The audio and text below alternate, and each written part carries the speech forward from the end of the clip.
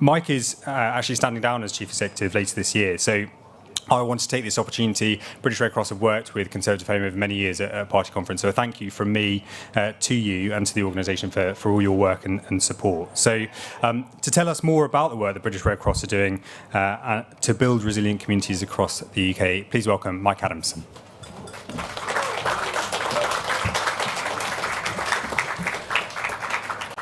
Well, good evening, everyone, and welcome, Deputy Prime Minister Oliver. And it's great to see so many people here. It's amazing how many people you can get when there's a free drink available. So really, really wonderful to see you. And as Angus has mentioned, I've been CEO at the British Red Cross since about 2014.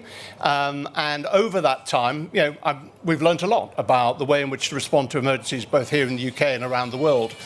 And as Angus has said, actually, I will be stepping down in a couple of months, and it's an opportunity to step back and look at what have we learned, because the world has changed massively since I took on this role. And 2017 really stands out as the year and a defining point really for emergencies in the UK, where actually everything kind of stepped up and the lenses through which we look at emergencies and our resilience to them, look at them differently. It was the year of the Grenfell Tower fire, the tragedy there, the Ariana Grande attack at the Manchester Arena, and then other terror attacks as well. And new emergencies and overlapping emergencies became the new normal. And sometimes the impact on communities was more like the impact on communities that I'd seen around the world, in fact, in developing countries. And throughout, the British Red Cross, who, as you may or may not know, is an auxiliary to government, we mobilised volunteers and staff to respond in all of those emergencies into the rest centres that were set up. But what was also striking was the way in which so many other organisations also responded. So at the Grenfell Tower fire, mosques opened up in the early hours of the morning, churches, youth organisations, and it was the beginnings of what we would now call a whole society response. And that made us start to think quite differently about the way in which we need to respond to emergencies in the future. And those were organisations that would never actually have thought of themselves as emergency responders. And I think that's perhaps the key thing. Not long after that, we were faced with the COVID pandemic, and that created a very different set of challenges, but that highlighted both the strengths of our response, but also our weaknesses, and perhaps our lack of preparedness in some key areas. And one of the key challenges in the emergencies world is that we tend to talk about them after they've happened, when actually, if we got geared up ahead of time with preparedness and resilience work, we can both save lives and save money later. Sometimes for our international work, we look at a ratio, a return on investment of £1 spent on preparedness of 5 to 10 to 1 in terms of the saving in terms of infrastructure and the reduction in loss of life. And over the years, therefore, my job, and since really 2017, has changed quite considerably. Because these emergencies, we're also seeing interdependence between continents and countries in emergencies. So there's big emergencies that take place around the world, like COVID, but also Afghanistan, Ukraine, Sudan. They have knock-on effects here into the UK. The impact of climate change is intercontinental and also leads to population movements and a sense of we're all caught up in a way in these emergencies in a way that in the UK we weren't really before. And it's imperative that we as a sector, as civil society organisations, but with government and indeed with the private sector, start to think and respond differently. And our experience of the events in 2017 was that all too often the response was highly siloed, focusing on responding to one-off discrete events using top-down command approaches with limited understanding of the communities and how they were impacted. And the roles and responsibilities for coordinating response across national government and between national and local government was sometimes unclear. And sometimes statutory bodies didn't really also have enough appreciation of the role that civil society organisations could play in responding. And I think, to be honest, we have to own some of the responsibility for that as our sector, because we can look a bit confusing and diverse. And also, we've not conveyed our ability to coordinate the work that we do, and also the professionalism that we can bring to it. And I think that's really what we've been really working very hard at since 2017. From 2017, we then started to really think about building on that insight that actually so many organisations are responding in emergencies, be it Grenfell or indeed in COVID. And we created the Voluntary and Community Sector Emergency Partnership. And that is a unique alliance of more than 250 organisations from civil society, 70% of which are local organisations, about a third of which are national. It also includes government departments, and it also includes business and the community. And it's really about us coming together to be better prepared for emergencies and be an effective partner to government before, during and after. And when we saw the response to the pandemic, then actually that's when we really started to mobilise that. And we quickly saw that societal and economic factors were as important as the clinical issues to which the initial response was focused. Because the vulnerability of certain groups, those with uncertain migrant status, disabled people, people who are digitally excluded, people in the gig economy who are unable to go out, they were as vulnerable as actually the people who are clinically vulnerable to COVID. And this, again, is a sign of actually the way in which we need a whole society approach for moving forwards, with a wider understanding of vulnerability in both preparedness and response, and a deeper recognition that emergencies fall on people unequally. And you'll remember that saying that we had at the time, that we're all in the same storm, but we're actually in different boats. And actually that has a profound insight in terms of the way in which we think we should be thinking about the response in the future. We also need to think about the roles of central and local government. My personal reflection from, particularly through COVID, and trying to work across central government during that time, the central government needs to focus on creating the frameworks for the response, but actually recognise that the actual response will be from local government and civil society organisations primarily, because they're the people who are there. And actually central government simply doesn't have the information in the centre to know what the situation is on the ground. And we think, therefore, local authorities and local resilience forums are key and fundamental to the success of the response, and they need the tools in which to respond. And I've had the opportunity to work closely with ministers, officials, including the Deputy Prime Minister, and I'm genuinely grateful for the leadership you've brought to the development of the UK Resilience Forum and the UK Resilience Framework, which advocates a whole society approach. And the ways in which I think you've started to look at things like the National Risk Register are also quite different to the ways before. It used to be a very technocratic, infrastructure-dominated document. Now it tries to look at the human consequences of emergencies and how long the impact will be for. But of course there is more to do, and whilst the framework is welcome, it's vital that we don't lose the momentum on it, and we really see it through. And these implementation plans, therefore, need to be really robust and well developed. And we'd like to see three things. Firstly, the recognition that emergencies fall on people unequally. Therefore, there's a need to plan for the impact of an emergency as well as the response, with pre-existing inequalities and vulnerabilities front of mind. And getting this right will really help with the nation's resilience. Secondly, the plans must devolve more powers to local government to strengthen how both preparedness and response are coordinated and delivered at a local level. This should include an independent review of local resilience forums to strengthen them and help them keep pace with the crises of the 21st century. And this builds on the learning that the local actors are best placed to respond in practice. And thirdly, plans must ensure that the expertise and role of the voluntary and community sector at national and local level is fully understood.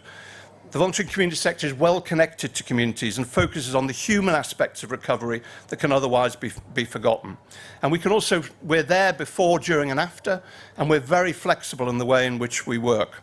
And capitalising on these strengths will strengthen the rapid deployment of resources in an emergency and strengthen our role in planning and preparedness. And you and I have talked about this, we would like to be partners in the development of the plans around local resilience forums, around the National Risk Register, around how to identify vulnerable groups, rather than simply being consulted, two-thirds, three-quarters of the way a process. And I think through a process, because we'll bring our professionalism and expertise to bear in that.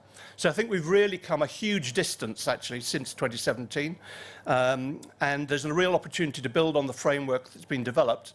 And if we work together on that, then I think we've really got a chance to build the nation's resilience and help people be more secure when the inevitable crises come. Thank you so much.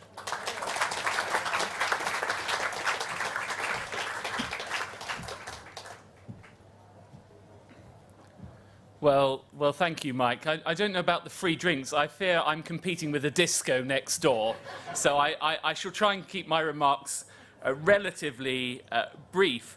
But this really is a very important topic, and it was brought home to me when I gave evidence to the COVID inquiry. And this really is probably the focus of the first module, as it were, of the COVID inquiry. So there's going to be a lot of attention on these issues over the coming months. My involvement actually with the Red Cross began with COVID. At the time I was the Digital Culture, Media and Sports Secretary, it buried somewhere in there, but most importantly, I had responsibility for civic society and for communities.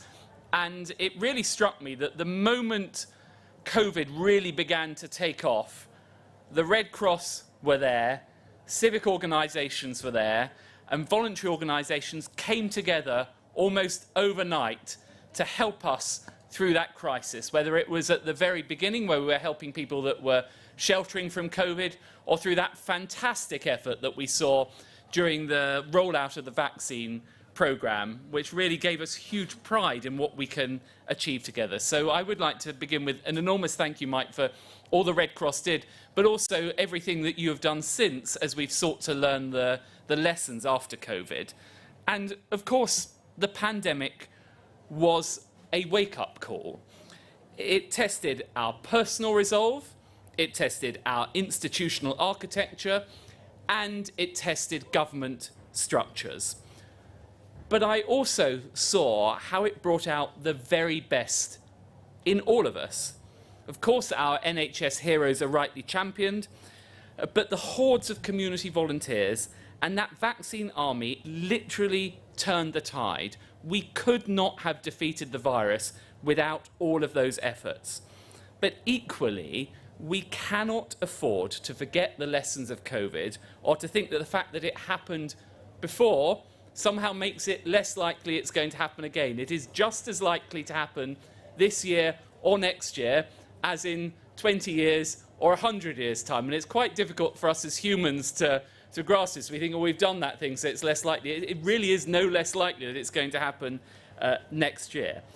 So we do know that the biohealth risks remain high. And of course, set alongside that, we have the range of other risks that we always face, whether it's in relation to extreme weather or the other things for which government prepares.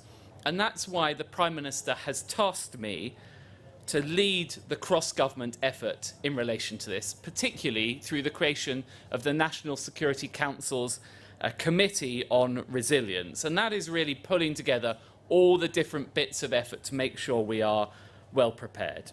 So, as you've set out, Mike, we've overhauled the government's crisis response and preparedness structures, all outlined in the resilience framework we published earlier this year. And just to reassure you, we publish these documents as ministers, and sometimes they sit on the shelf, gather dust, and they're forgotten about. This really is a framework that is driving cross-government effort. It's at the centre of our approach. We've developed a new resilience directorate with Mary Jones heading it. She's doing a fantastic job. And what she's spearheading is exactly what you've described.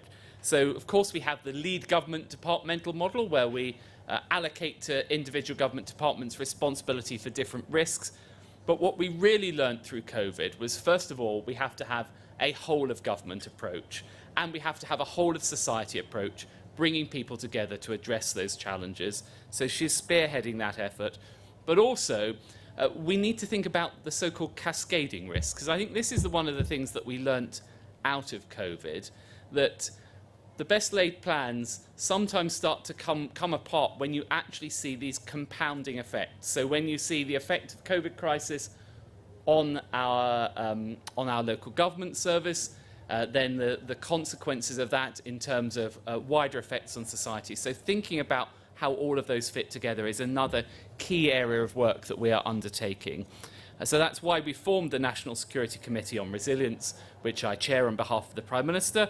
And it's also why we've brought together this new UK Resilience Forum, which is a great initiative bringing together the voluntary and the community sectors, emergency responders, business groups and government.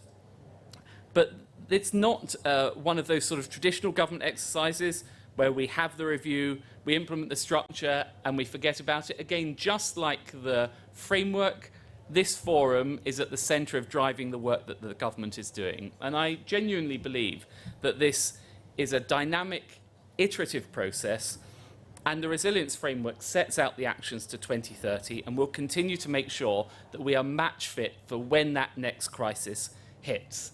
And in particular, I want to draw your attention to two things.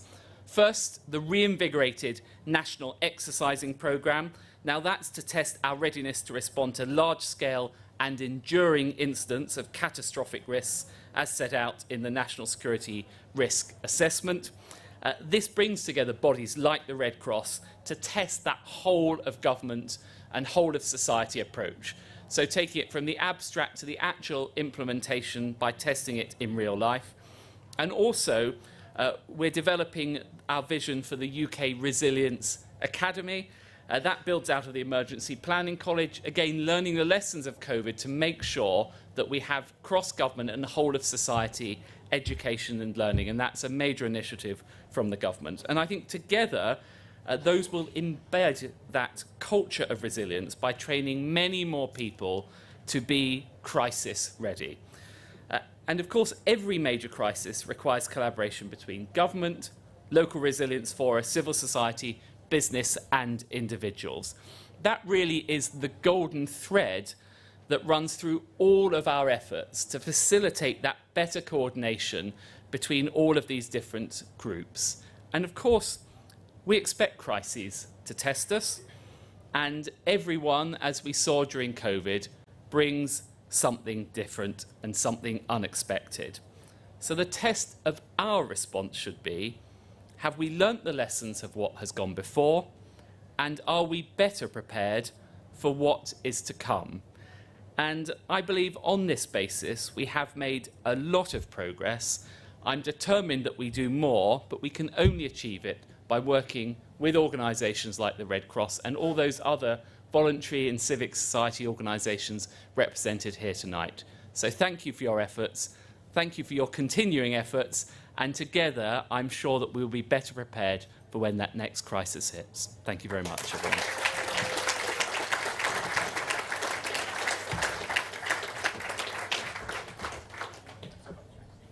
Thank you, Deputy Prime Minister, and thanks again to Mike and to the British Red Cross for partnering with us this evening.